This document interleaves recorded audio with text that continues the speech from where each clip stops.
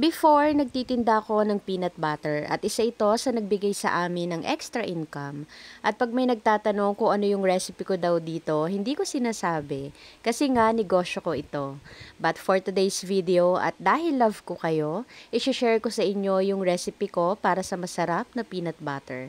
At sa mga nagbabalak na gawin itong negosyo, subukan po ninyo yung recipe ko.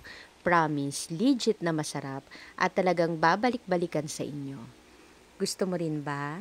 Tara, luto tayo. Sa recipe na ito, iunahin na nating lutuin yung mani na may balat. Kung gusto pala ninyo na gumamit dito, yung isang klase ng mani, pwede rin naman po. Pero ako kasi, ito talaga yung ginagamit ko pag gumagawa ko ng peanut butter. Bali sa isang pan, maglagay lang tayo ng mantika at lutuin na nga natin itong mani. Sa pagluluto pala nito, mahinang apoy lang yung gamit ko at tuloy-tuloy ko itong hinahalo hanggang sa maluto na nga yung mani.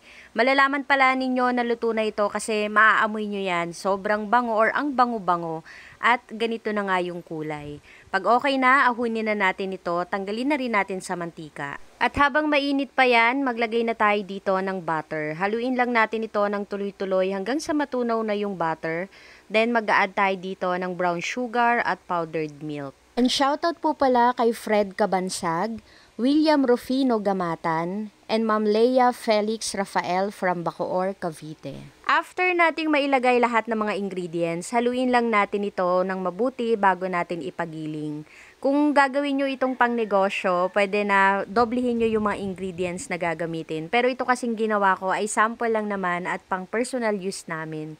So gumamit na ako ng food processor para maigiling ko ito or hindi na ako lumabas para magpagiling pa.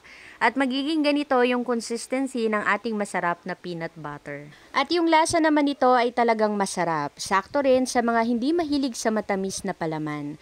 Creamy kasi naglagay tayo ng milk at malalasahan mo talaga yung peanuts. Dati pala pag gumagawa ko nito, once a week lang ako magluto and 10 to 15 kilos ng peanuts yung ginagawa ko. May reseller din kasi ako nito kaya maramihan pag gumagawa na ako. And update na lang din pala sa ginawa kong peanut butter. After 4 days, ito na lang yung natira. At kung mapapansin ninyo, hindi siya nagkaroon ng mantika sa ibabaw at hindi rin tumigas. Ganito kasarap yung ginagawa kong peanut butter. Gusto mo rin ba? Tara, kain tayo.